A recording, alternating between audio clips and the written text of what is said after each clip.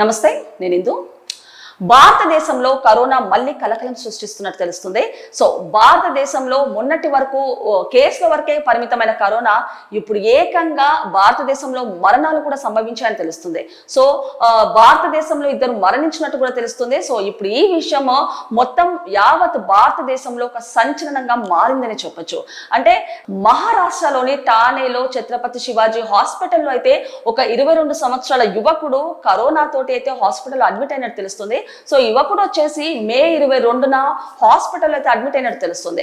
So చికిత్స పొందుతూ యువకుడు అయితే మరణించినట్టు తెలుస్తుంది. సో ఇప్పుడు చూసుకుంటే అంటే మహారాష్ట్ర పక్కన పెడితే ఒక 84 సంవత్సరాల వృద్ధుడు కూడా కర్ణాటకలో కరోనా పాజిటివ్ కారణంగా కూడా మరణించినట్టు తెలుస్తుంది.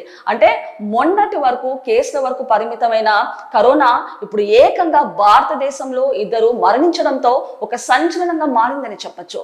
సో ఒకప్పుడు చూసుకుంటే ఒక కంటికి కనిపించని సూక్ష్మ కళజీవి యావత్ ప్రపంచాన్నే అల్లాడించిందని చెప్పొచ్చు. సో మరి ఈ నేపథ్యంలో కొన్ని ఖనిజాలు ఖాళీ అయ్యాయి, స్టాక్ మార్కెట్లు షేక్ అయ్యాయి, అలాగే సంస్థలు మూతపడ్డాయి. అండ్ అలాగే ఒక రోజు మారే వ్యవధిలోనే కొన్ని లక్షల మంది జీవితాలు అయితే తారుమారాయని చెప్పొచ్చు. సో మరి ఈ నేపథ్యంలోనే చైనాతో పాటు భారత్ తో పాటు అనేక దేశాలు ఆర్థికంగా అండ్ వాణిజ్య పరంగా కూడా చాలా దెబ్బతిన్నాయని చెప్పొచ్చు. సో మరి ఇప్పుడు చూసుకుంటే కరోనా మహమ్మారి అయితే మళ్ళీ విజృంభిస్తున్నట్టు తెలుస్తుంది. సో మరి ఈ నేపథ్యంలో మన కేంద్ర ప్రభుత్వం లెక్కల ప్రకారం మొత్తంగా 257 కేసులు అయితే నమోదైనట్టు తెలుస్తుంది. అయితే హాంకాంగ్ లో కానివ్వండి, సింగపూర్ లో కానివ్వండి అత్యధిక కేసులు కూడా ఉన్నట్టు తెలుస్తుంది. సో మరి ఈ ప్రభావం అయితే భారత్ పై కూడా పడే అవకాశం ఎక్కువగా ఉందన్నట్టు తెలుస్తుంది. సో ఈ నేపథ్యంలో చూసుకుంటే అంటే COVID-19 అయితే ఇప్పటి వరకు అదుపులోనే ఉందంటూ కూడా ప్రభుత్వం అయితే ఆదేశాలు జారీ చేసింది. సో కాకపోతే మహారాష్ట్రలో కానివ్వండి, కర్ణాటకలో కానివ్వండి, అలాగే కేరళలో కూడా అత్యధిక కేసులు అయితే నమోదయ్యాయంటూ కూడా ప్రకటించింది. సో ఇప్పుడు చూసుకుంటే ఆయా రాష్ట్రాల్లో కేసులే కాకుండా ఆయా రాష్ట్రాల్లో అయితే ఇద్దరు మరణించినట్టు తెలుస్తుంది. సో ఇప్పుడు ఈ వార్త అయితే యావత్ భారతదేశ పరంగా ఒక సంచలనంగా మారిందని చెప్పొచ్చు. మరి కరోనా చూసుకుంటే గనక మొన్నటి వరకు వేరే రాష్ట్రాల్లో ఎంట్రీ ఇస్తే ఇప్పుడు ఏకంగా తెలుగు రాష్ట్రాల్లో కూడా రీ ఎంట్రీ ఇచ్చినట్టు తెలుస్తుంది.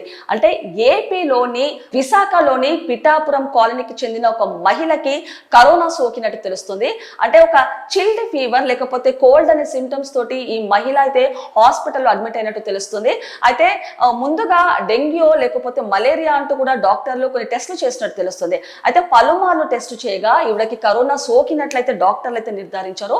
సో డాక్టర్లు అయితే ప్రస్తుతం తనని ఐసోలేషన్ లో ఉండాలంటూ కూడా సూచనలు జారీ చేసింది. సో రాష్ట్ర ప్రభుత్వం కూడా ఎక్కడైతే రైల్వే స్టేషన్స్ కానివ్వండి, బస్ స్టాండ్స్ కానివ్వండి, అలాగే ఎయిర్పోర్ట్స్ లో కూడా కొన్ని నిబంధనలు పాటించాలంటూ కూడా కొన్ని ఆదేశాలు అయితే జారీ చేసింది.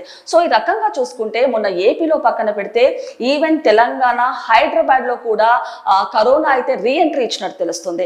అంటే కుక్కట్పల్లిలో ఒక డాక్టర్ కి అయితే కరోనా పాజిటివ్ వచ్చినట్టు తెలుస్తుంది.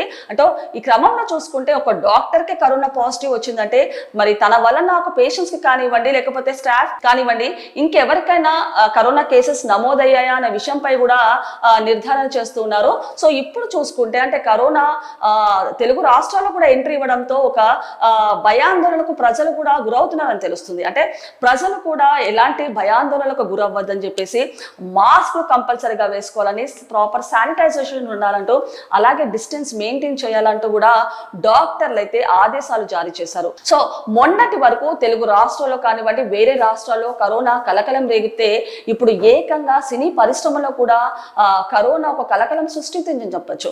అంటే ప్రముఖ నటుడు మహేష్ బాబు ఇంట్లో కరోనా మాట వినిపించినట్టు తెలుస్తుంది.